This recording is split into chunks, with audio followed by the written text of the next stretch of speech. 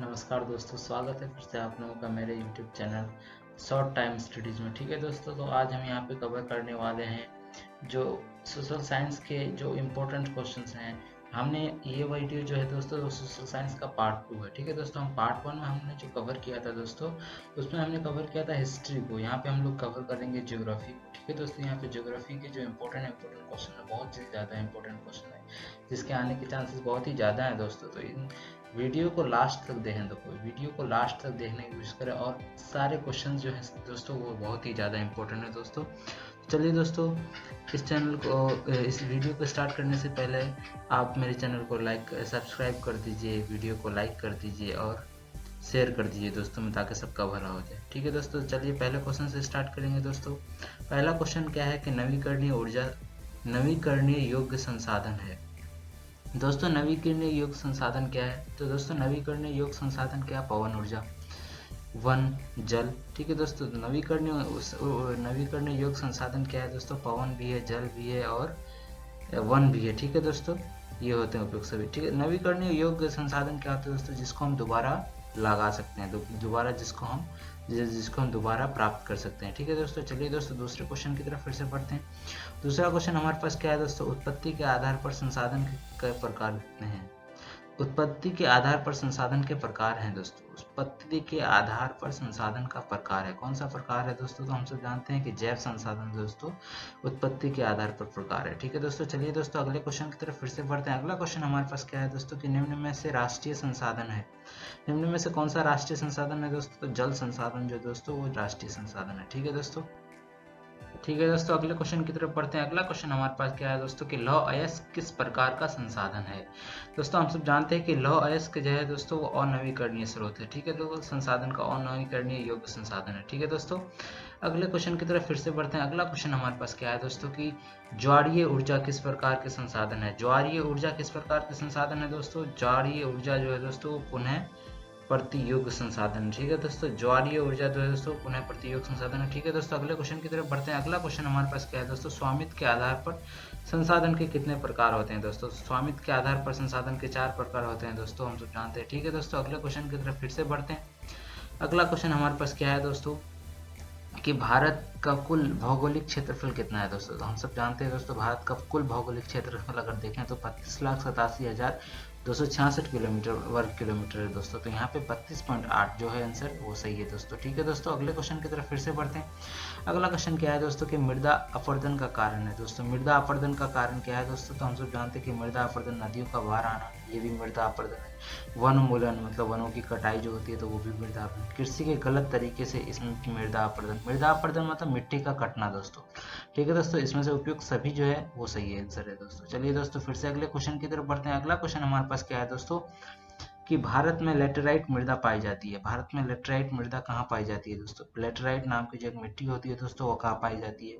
हम सब जानते हैं दोस्तों भारत में लेटेराइट मिट्टी कर्नाटक में भी पाई जाती है, केरल में पाई जाती है, तमिलनाडु, तीनों में पाई जाती है दोस्तों। तो उपयुक्त सभी इसका आंसर सही है दोस्तों। ठीक है दोस्तों, अगले क्वेश्चन की तरफ बढ़ते हैं।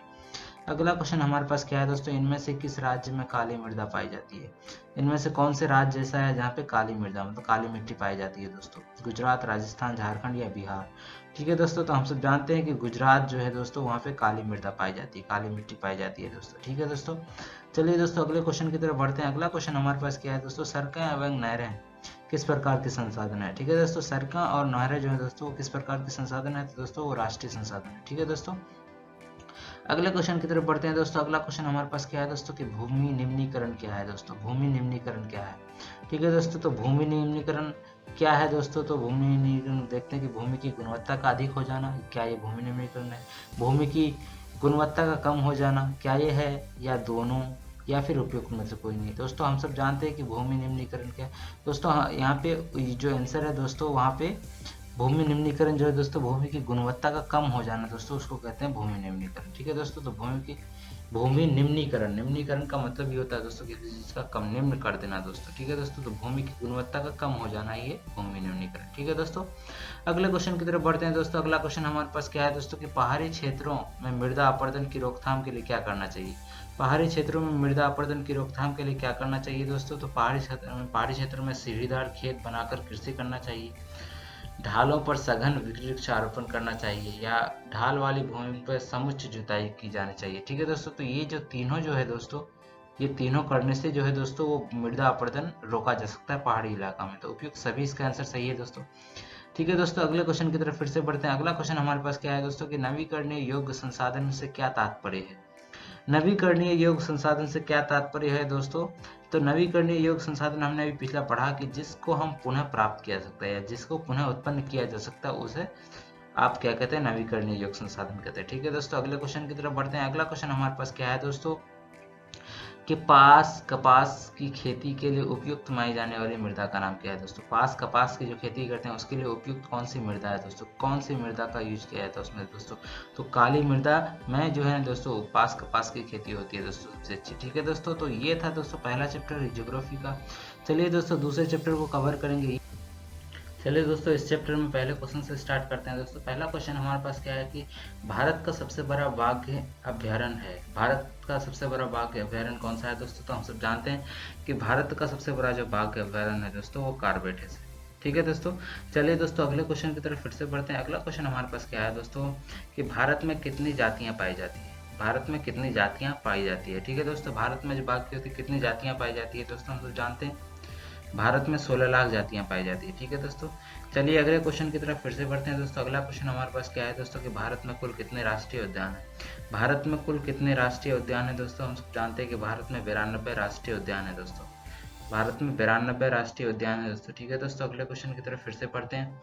अगला क्वेश्चन हमारे पास क्या है दोस्तों कि निम्न में से कौन सी लुप्त जाति है, कौन सी लुप्त जाति है दोस्तों, कौन सी ऐसी जाति है जो लुप्त हो जाती है दोस्तों। तो हम सब जानते हैं कि एशियाई चीता जो ऐसी जाती है दोस्तों कि वो लुप्त हो जाती है। ठीक है दोस्तों, अगले क्वेश्चन की तरफ फिर से बढ़ते हैं। अगला क्वेश्चन हमारे पास क्या है दोस्तों कि चिपको आंदोलन का संबंध किस क्षेत्र से है। दोस्तों हम सब जानते हैं कि चिपको आंदोलन का जो संबंध है दोस्तों वो हिमालय क्षेत्र से दोस्तों। वहाँ के वृक्षों को काटने से बचाने के लिए जो दोस्तों वो चिपको आंदोलन का वहाँ पे एक आंदोलन हुआ था, वहाँ पे किया गया था। ठीक है दोस्तों, चलिए दोस्तों अगले क्वेश्चन की तरफ फिर से बढ़ते हैं। अगला क्वेश्चन हमारे पास क्या है दोस्तों कि भारत में कितने बाघ आरक्षित हैं। कितने बाघ आरक्षित हैं दोस्तों, भारत में कितने बाघ आरक्षित हैं। तो हम सब जानते हैं कि दोस्तों भारत में 27 बाघ आरक्षित हैं। ठीक है दोस्तों, अगले क्वेश्चन की तरफ फिर से बढ़ते हैं दोस्तों। अगला क्वेश्चन हमारे पास क्या है दोस्तों कि सरिस्का बाघ रिजर्व किस राज्य में स्थित है। सरिस्का बाघ रिजर्व किस राज्य में स्थित है दोस्तों। तो राजस्थान में सरिस्का बाघ रिजर्व स्थित है। ठीक है दोस्तों, चलिए दोस्तों अगले क्वेश्चन की तरफ फिर से बढ़ते हैं। अगला क्वेश्चन हमारे पास क्या है दोस्तों कि बक्सा टाइगर रिजर्व भारत के किस राज्य में स्थित है। बक्सा टाइगर रिजर्व ये कहाँ है दोस्तों। तो हम सब जानते हैं कि बक्सा टाइगर रिजर्व ये है बंगाल में। ठीक है दोस्तों, बंगाल में है दोस्तों। ठीक है दोस्तों, अगले क्वेश्चन की तरफ फिर से बढ़ते हैं। अगला क्वेश्चन हमारे पास क्या है दोस्तों कि प्रशासनिक आधार पर भारत में बनने को कितने भागों में बांटा गया। प्रशासनिक आधार पर भारत में बनने को कितने भागों में बांटा गया है दोस्तों। तो हम सब जानते हैं कि भारत प्रशासनिक आधार पर भारत में बनने को उन 3 भागों में बांटा गया है दोस्तों। ठीक है दोस्तों, अगले क्वेश्चन की तरफ बढ़ते हैं। अगला क्वेश्चन हमारे पास क्या है दोस्तों कि भारत के कुल वन क्षेत्र में आरक्षित वनों का प्रतिशत है। भारत में कितने प्रतिशत में वन है दोस्तों। ठीक है दोस्तों, कुल वन क्षेत्र में जो है दोस्तों आरक्षित वनों का क्या प्रतिशत है दोस्तों। तो हम सब जानते हैं कि 54.4% जो है दोस्तों वो आरक्षित वन है। ठीक है दोस्तों, ये था दूसरा चैप्टर खत्म। दूसरा चैप्टर के जो जितने भी क्वेश्चन हमने कराया दोस्तों ये भी बहुत ही ज़्यादा इंपॉर्टेंट क्वेश्चन है दोस्तों। चलिए दोस्तों अब तीसरे चैप्टर की तरफ बढ़ते हैं। तीसरा चैप्टर हमारे पास क्या है दोस्तों कि जल संसाधन। जल जो है दोस्तों जल संसाधन इसके बारे में पढ़ेंगे दोस्तों। ठीक है दोस्तों, चलिए दोस्तों यहाँ पे पहले क्वेश्चन से स्टार्ट करते हैं। पहला क्वेश्चन यहाँ पे क्या दिया हुआ है दोस्तों कि पृथ्वी का कितना भाग जल से घिरा हुआ है। पृथ्वी का हम सब जानते हैं कि 3/4 भाग जो है दोस्तों वो जल से घिरा हुआ है। ठीक है दोस्तों, अगले क्वेश्चन की तरफ फिर से बढ़ते हैं दोस्तों। अगला क्वेश्चन हमारे पास क्या है दोस्तों कि सरदार सरोवर बांध किस नदी पर बनाया गया है। दोस्तों हम सब जानते हैं कि सरदार सरोवर बांध जो है दोस्तों वो नर्मदा नदी पर बनाया गया है। ठीक है दोस्तों, अगले क्वेश्चन की तरफ फिर से बढ़ते हैं। अगला क्वेश्चन हमारे पास क्या है दोस्तों कि भारत में सिंचाई के प्रमुख साधन हैं। भारत में सिंचाई के प्रमुख साधन क्या है दोस्तों। नहरें हैं, तालाब हैं, कुएं एवं नलकूप हैं। ये उपयुक्त सभी। दोस्तों हम सब जानते हैं कि नहरों से भी भारत में सिंचाई होती है, तालाब से भी होती है, कुओं से भी होती है। ठीक है दोस्तों, तो उपयुक्त सभी इसका आंसर सही है। चलिए दोस्तों अगले क्वेश्चन की तरफ बढ़ते हैं। अगला क्वेश्चन हमारे पास क्या है दोस्तों कि भारत का पहला जल विद्युत केंद्र कहाँ स्थापित किया गया था। दोस्तों भारत का पहला जल विद्युत केंद्र कहाँ स्थापित किया था दोस्तों। हम तो जानते हैं कि भारत का जल विद्युत जो सबसे पहला जो जल विद्युत केंद्र है वो गुजरात की कावेरी नदी पर। ठीक है दोस्तों, तो फिर अगले क्वेश्चन की तरफ बढ़ते हैं दोस्तों। अगला क्वेश्चन हमारे पास क्या है कि महानदी बेसिन पर निर्मित बहुउद्देशीय परियोजना है। क्या है दोस्तों, कौन सी परियोजना बहुउद्देशीय है महानदी बेसिन पर निर्मित जो बनाया गया है दोस्तों? तो हम सब जानते हैं कि हरिकुंड परियोजना जो है दोस्तों वो महानदी बेसिन पर जो परियोजना है वो बहुउद्देशीय परियोजना है। ठीक है दोस्तों, अगले क्वेश्चन की तरफ बढ़ते हैं। अगला क्वेश्चन हमारे पास क्या है दोस्तों कि बांधों को आधुनिक भारत के मंदिर किसने कहा था? बांधों को आधुनिक भारत का मंदिर किसने कहा था दोस्तों? तो बांधों का आधुनिक भारत का मंदिर जो कहा था दोस्तों वो पंडित जवाहरलाल नेहरू ने कहा था। ठीक है दोस्तों, जवाहरलाल नेहरू ने कहा था। ठीक है दोस्तों, अगले क्वेश्चन की तरफ फिर से बढ़ते हैं। अगला क्वेश्चन हमारे पास क्या है दोस्तों कि सरदार सरोवर बांध किस राज्य पर स्थित है? सरदार सरोवर बांध किस राज्य पर स्थित है दोस्तों? तो हम सब जानते हैं कि सरदार सरोवर बांध जो है दोस्तों वो गुजरात में स्थित है। ठीक है दोस्तों, सरदार वल्लभ भाई पटेल के नाम से। ठीक है दोस्तों, अगले क्वेश्चन की तरफ चलते हैं। अगला क्वेश्चन हमारे पास क्या है दोस्तों कि महानदी पर स्थित बहुउद्देशीय परियोजना का नाम क्या है दोस्तों? बहुउद्देशीय परियोजना महानदी पर जो स्थित है दोस्तों उसका परियोजना का नाम क्या है दोस्तों? तो हम सब जानते हैं हीराकुंड परियोजना है दोस्तों, वो महानदी पर स्थित बहुउद्देशीय परियोजना है। ठीक है दोस्तों, अगले क्वेश्चन की तरफ बढ़ते हैं। अगला क्वेश्चन हमारे पास क्या है दोस्तों, भारत का वह कौन सा राज्य है जहाँ पूरे राज्य में प्रत्येक घर में छत वर्षा जल संग्रह ढांचों का बनाना आवश्यक कर दिया गया है दोस्तों? कौन सा ऐसा राज्य है दोस्तों जहाँ पूरे राज्य में प्रत्येक घर में छत वर्षा जल संग्रहण का ढांचों का बनाना जो है दोस्तों वो आवश्यक कर दिया गया है? तो मतलब जानते हैं दोस्तों तमिलनाडु में जो है दोस्तों वो ये वाला लागू कर दिया गया। ठीक है दोस्तों, अगले क्वेश्चन की तरफ चलते हैं। अगला क्वेश्चन हमारे पास क्या है दोस्तों कि भारत के किस भाग में तालाब का सिंचाई के लिए सिंचाई के साधन के रूप में सर्वाधिक प्रयोग होता है? तालाब का सिंचाई सबसे ज़्यादा कहाँ किया जाता है दोस्तों सिंचाई के रूप में? तो हम सब जानते हैं दोस्तों जो दक्षिणी क्षेत्र हैं दोस्तों वहाँ पे सबसे ज़्यादा तालाब से ही सिंचाई की जाती है दोस्तों। ठीक है दोस्तों, तो ये 10 क्वेश्चन थे दोस्तों तीसरे चैप्टर के। तीसरे चैप्टर जो था दोस्तों 10 क्वेश्चन थे, इंपॉर्टेंट 10 क्वेश्चन जो थे दोस्तों। ठीक है दोस्तों, अगले चैप्टर की तरफ बढ़ते हैं। अगला चैप्टर हमारे पास क्या है दोस्तों, कृषि दोस्तों, कृषि का क्या है? तो चलिए दोस्तों करते हैं। यहाँ पे पहले क्वेश्चन से स्टार्ट करते हैं दोस्तों। ये जो क्वेश्चन है बहुत ही ज़्यादा इंपॉर्टेंट क्वेश्चन है दोस्तों। चलिए दोस्तों पहले क्वेश्चन से स्टार्ट करते हैं। इनमें से कौन राबी फसल है दोस्तों? इनमें से कौन राबी फसल है दोस्तों? हम सब जानते हैं कि चना जो है दोस्तों वो राबी फसल है। ठीक है दोस्तों, अगले क्वेश्चन की तरफ फिर से बढ़ते हैं। अगला क्वेश्चन हमारे पास क्या है दोस्तों कि निम्न में से कौन सी रोपण फसल है? कौन सी रोपण फसल है दोस्तों? हम सब जानते हैं कि रोपण फसल गेहूं को रोपा जाता है दोस्तों, इसलिए गेहूं जो है दोस्तों वो रोपण फसल है। ठीक है दोस्तों, अगले क्वेश्चन की तरफ बढ़ते हैं। अगला क्वेश्चन हमारे पास क्या है दोस्तों, निम्न में से कौन जायद की फसल है दोस्तों? जायद की फसल कौन है दोस्तों? तो हम सब जानते हैं कि जायद की फसल तरबूज जो है दोस्तों वो जायद की फसल है। ठीक है दोस्तों, चलिए दोस्तों अगले क्वेश्चन की तरफ बढ़ते हैं। अगला क्वेश्चन हमारे पास क्या है दोस्तों, निम्न में से किस फसल के उत्पादन में भारत विश्व में प्रथम है? कौन सा फसल जो है दोस्तों भारत विश्व में प्रथम है दोस्तों? किस फसल के उत्पादन में भारत विश्व में प्रथम स्थान पे है दोस्तों? तो हम सब जानते हैं दोस्तों तिलहन जो है दोस्तों, तिलहन वाले जो फसल होते हैं दोस्तों उसमें भारत प्रथम स्थान पे है दोस्तों। चलिए दोस्तों अगले क्वेश्चन की तरफ बढ़ते हैं दोस्तों। अगला क्वेश्चन हमारे पास क्या है दोस्तों, भारत में गन्ने का सर्वाधिक उत्पादन राज्य कौन सा है दोस्तों? भारत में सबसे ज्यादा कौन से राज्य में गन्ने का उत्पादन होता है दोस्तों? तो हम सब जानते हैं कि भारत में जो है दोस्तों वो उत्तर प्रदेश में सबसे ज्यादा गन्ने का उत्पादन होता है दोस्तों। भारत के उत्तर प्रदेश में सबसे ज्यादा गन्ने का। चलिए दोस्तों अगले क्वेश्चन से स्टार्ट करते हैं। अगला क्वेश्चन हमारे पास क्या है दोस्तों कि फसल उत्पादन में भारत में विश्व का कौन सा स्थान है? भारत का विश्व में कौन सा स्थान है? ठीक है दोस्तों, भारत का विश्व में कौन सा स्थान है फसल उत्पादन में दोस्तों? तो हम सब जानते हैं कि पहला स्थान जो है दोस्तों वो भारत का है फसल उत्पादन में। विश्व में सबसे ज्यादा फसल कहाँ उत्पादन होता है दोस्तों? तो वो भारत में स्थापित होता है। ठीक है दोस्तों, अगले क्वेश्चन की तरफ बढ़ते हैं। अगला क्वेश्चन हमारे पास क्या है दोस्तों कि काजू का सबसे बड़ा उत्पादक राज्य कौन सा है दोस्तों? काजू का सबसे बड़ा उत्पादक राज्य कौन सा है दोस्तों? तो हम सब जानते हैं कि केरल जो है दोस्तों काजू का सबसे बड़ा उत्पादक राज्य है। ठीक है दोस्तों, अगले क्वेश्चन की तरफ फिर से बढ़ते हैं। अगला क्वेश्चन हमारे पास क्या है दोस्तों कि निम्न में से कौन सा खरीफ फसल है दोस्तों? कौन सा खरीफ फसल है दोस्तों? तो हम सब जानते हैं कि चावल जो है दोस्तों वो खरीफ फसल है। ठीक है दोस्तों, चावल जो है दोस्तों वो खरीफ फसल है। ठीक है दोस्तों, अगले क्वेश्चन की तरफ बढ़ते हैं। अगला क्वेश्चन हमारे पास क्या है दोस्तों कि भारत में सबसे बड़ा चावल उत्पादक राज्य है दोस्तों? हम सब जानते हैं कि भारत में सबसे ज्यादा चावल पश्चिम बंगाल में उत्पादन होता है दोस्तों। ठीक है दोस्तों, अगले क्वेश्चन की तरफ फिर से पढ़ते हैं। अगला क्वेश्चन हमारे पास क्या है दोस्तों कि विश्व का दूसरा सबसे बड़ा चावल उत्पादक देश है दोस्तों। विश्व का सबसे बड़ा चावल उत्पादक दूसरा कौन सा देश है दोस्तों? तो भारत है दोस्तों। विश्व में दूसरा स्थान है भारत का दोस्तों। ठीक है दोस्तों, ये थे दोस्तों तीसरे चैप्टर चौथे चैप्टर के जो 10 क्वेश्चन थे, बहुत ही ज़्यादा इंपॉर्टेंट क्वेश्चन थे दोस्तों, कराए जो हमने। ठीक है दोस्तों, चलिए दोस्तों फिर से अगले चैप्टर पे करते हैं। अगला चैप्टर में क्या है दोस्तों, चलिए खनिज और ऊर्जा संसाधन। ठीक है दोस्तों, चलिए दोस्तों यहाँ पे बहुत ही ज़्यादा इंपॉर्टेंट क्वेश्चन आने वाले हैं, आपको मिलने वाले हैं यहाँ पे दोस्तों। तो चलिए दोस्तों कंटिन्यू करते हैं इसको।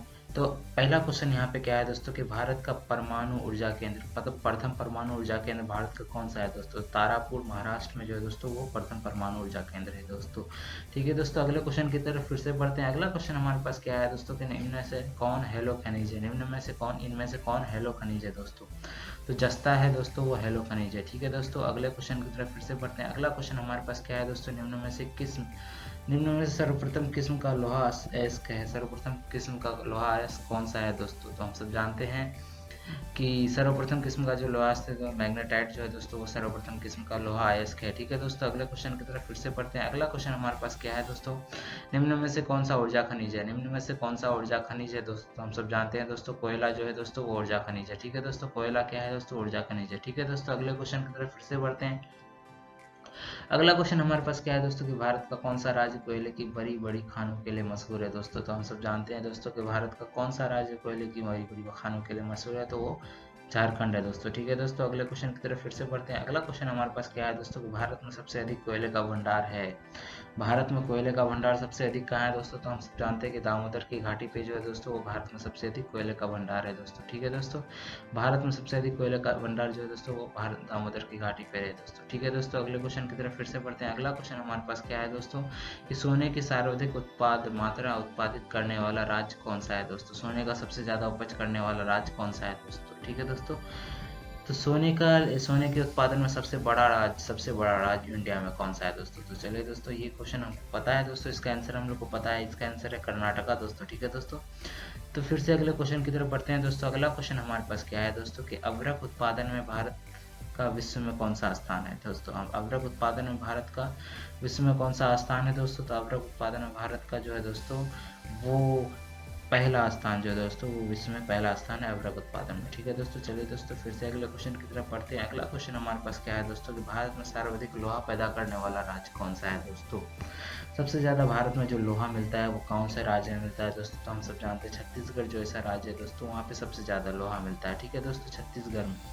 चलिए दोस्तों अगले क्वेश्चन की तरफ फिर से बढ़ते हैं। अगला क्वेश्चन हमारे पास क्या है दोस्तों कि महात्मा गांधी जल विद्युत परियोजना स्थित है। महात्मा गांधी जल विद्युत परियोजना कहाँ स्थित है दोस्तों? तो हम सब जानते हैं कि कर्नाटक की जो श्रावती नदी है, साबरमती नदी, वहाँ पे जो है दोस्तों वो महात्मा गांधी जल विद्युत परियोजना स्थित है। ठीक है दोस्तों, ये रहा पांचवा चैप्टर रहा दोस्तों। ये जो इम्पोर्टेंट चैप्टर है दोस्तों ज्योग्राफी के, उसके जो इम्पोर्टेंट क्वेश्चन है दोस्तों वो हम लोग कवर कर रहे हैं। ठीक है दोस्तों, चलिए दोस्तों फिर से नेक्स्ट चैप्टर में वन निर्माण उद्योग दोस्तों, वन निर्माण उद्योग नेक्स्ट कंटिन्यू करेंगे दोस्तों। चलिए दोस्तों इसमें पहले क्वेश्चन से स्टार्ट करते हैं दोस्तों कि पहला क्वेश्चन हमारे पास क्या है कि लोहा इस्पात उद्योग है।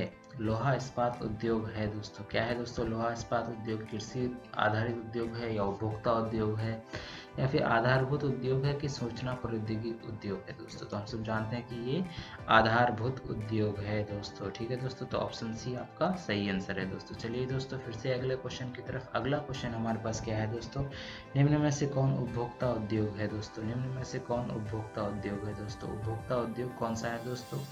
तो हम सब जानते हैं कि सिलाई मशीन जो है दोस्तों यहाँ पे उपभोक्ता उद्योग है। ठीक है दोस्तों, चलिए दोस्तों अगले क्वेश्चन की तरफ फिर से बढ़ते हैं। अगला क्वेश्चन हमारे पास क्या है दोस्तों कि वह कौन सा जलमार्ग है वह कौन सा रेल मार्ग है जहाँ पर सार्वजनिक इस्पात कारखाना स्थित है दोस्तों? यहाँ पे सार्वजनिक इस्पात कारखाना स्थित है दोस्तों। वह कौन सा रेल मार्ग ऐसा है जहाँ पे सार्वजनिक इस्पात कारखाना स्थित है दोस्तों? तो हम सब जानते हैं दोस्तों जो मुंबई हावड़ा वाया रायपुर जो है दोस्तों एक रेल मार्ग है जहाँ पे सार्वजनिक इस्पात खाना स्थित है दोस्तों। ठीक है दोस्तों, अगले क्वेश्चन की तरफ फिर से बढ़ते हैं दोस्तों। अगला क्वेश्चन हमारे पास क्या है दोस्तों कि भारत सूती वस्त्रों में जो वस्त्रों का जो निर्यात करता है दोस्तों उसमें कितने स्थान पे, मतलब भारत जो सूती वस्त्रों का निर्यात करता है दोस्तों वो किसको करता है दोस्तों ज़्यादातर? ठीक है दोस्तों, तो भारत जो है दोस्तों सूती वस्त्रों का निर्यात रूस को भी करता है दोस्तों, संयुक्त राष्ट्र अमेरिका को भी करता है और इंग्लैंड को भी करता है। ठीक है दोस्तों, तो उपयुक्त सभी इसका आंसर सही है दोस्तों। ठीक है दोस्तों, अगले क्वेश्चन की तरफ बढ़ते हैं दोस्तों। अगला क्वेश्चन हमारे पास क्या है दोस्तों, सीमेंट बनाने के लिए काम आने वाला कच्चा माल क्या है दोस्तों। सीमेंट बनाते हैं जैसे दोस्तों, तो उसमें जो कच्चा माल आता है काम, उसमें कौन सा जो है दोस्तों वो कच्चा माल काम आता है दोस्तों। क्या चूना पत्थर काम आता है, सिलिका काम आता है दोस्तों। चूना पत्थर और सिलिका दोनों काम आता है दोस्तों सीमेंट बनाने में। ठीक है दोस्तों, अगले क्वेश्चन की तरफ फिर से बढ़ते हैं दोस्तों। अगला क्वेश्चन हमारे पास क्या है दोस्तों, निम्न में से कौन सा संयुक्त उद्योग है दोस्तों। निम्न में से कौन सा संयुक्त उद्योग है दोस्तों। तो संयुक्त उद्योग जो है दोस्तों वो ऑल इंडिया लिमिटेड जो है दोस्तों वो संयुक्त उद्योग है दोस्तों। ठीक है दोस्तों, चलिए दोस्तों फिर से अगले क्वेश्चन की तरफ बढ़ते हैं। अगला क्वेश्चन हमारे पास क्या है दोस्तों, कि कौन सा शहर को भारत का इलेक्ट्रॉनिक राजधानी कहा जाता है दोस्तों। कौन सा शहर ऐसा है जिसको भारत का इलेक्ट्रॉनिक राजधानी कहा जाता है दोस्तों। तो हम सब जानते हैं कि बेंगलुरु जो है ऐसा शहर है दोस्तों, उसको भारत का इलेक्ट्रॉनिक राजधानी कहा जाता है दोस्तों। ठीक है दोस्तों, अगले क्वेश्चन की तरफ फिर से बढ़ते हैं। अगला क्वेश्चन हमारे पास क्या है दोस्तों, कि वायु को दूषित करने वाली गैस है। वायु को दूषित करने वाली कौन सी गैस है दोस्तों। तो हम सब जानते हैं कि वायु को दूषित जो है दोस्तों वो सल्फर डाइऑक्साइड करती है दोस्तों। ठीक है दोस्तों, अगले क्वेश्चन की तरफ फिर से बढ़ते हैं। अगला क्वेश्चन हमारे पास क्या है दोस्तों, कि निजी क्षेत्र में भारत का प्रथम लौह इस्पात कारखाना कहाँ स्थित हुआ। निजी क्षेत्र में जो है दोस्तों वो भारत का प्रथम जो लौह इस्पात कारखाना था वो कहाँ स्थित है दोस्तों, कहाँ पर स्थापित हुआ था दोस्तों। तो हम सब जानते हैं कि जमशेदपुर जो है दोस्तों वहाँ पे सबसे पहले लौह इस्पात कारखाना निजी क्षेत्र में जो है दोस्तों स्थापित हुआ था। ठीक है दोस्तों, अगले क्वेश्चन की तरफ बढ़ते हैं। अगला क्वेश्चन हमारे पास क्या है दोस्तों, निम्न में से कौन सा उद्योग चूने पत्थर को कच्चे माल में प्रयुक्त करता है दोस्तों। निम्न में से कौन सा उद्योग जो है दोस्तों चूना पत्थर को कच्चे माल के रूप में प्रयुक्त करता है दोस्तों। कच्चे माल के रूप में चूना पत्थर का उपयोग करता है वहाँ पे दोस्तों। ठीक है दोस्तों, हम सब जानते हैं कि सीमेंट का प्रयोग, सीमेंट जब बनाते हैं हम लोग दोस्तों, चूना पत्थर को कच्चे माल के रूप में प्रयुक्त किया जाता है। ठीक है दोस्तों, तो ये सारे जो क्वेश्चन थे, ये सारे क्वेश्चन बहुत ही ज़्यादा इंपॉर्टेंट क्वेश्चन है दोस्तों। इसके आने के चांसेस बहुत ही ज़्यादा हैं दोस्तों।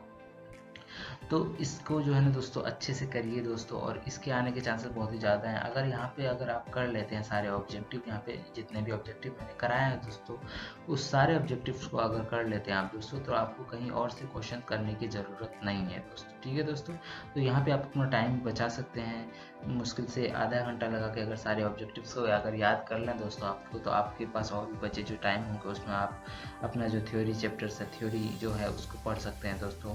ठीक है दोस्तों, तो ये जो थे दोस्तों इसमें मार्किंग भी लाने का आसान तरीका है दोस्तों। ठीक है दोस्तों, चलिए दोस्तों, थैंक्स फॉर वाचिंग। उससे पहले जो है आप वीडियो को लाइक कर दीजिए, चैनल को सब्सक्राइब कर दीजिए दोस्तों, और दोस्तों में फैला दीजिए, क्योंकि सबका भला करना चाहिए दोस्तों। ठीक है दोस्तों, सबके लिए वीडियो बनाया गया है। ठीक है दोस्तों, तो सबका भला कीजिए और चैनल को सब्सक्राइब कर दीजिए, लाइक करिए, शेयर करिए दोस्तों में दोस्तों। और thanks for watching and bye.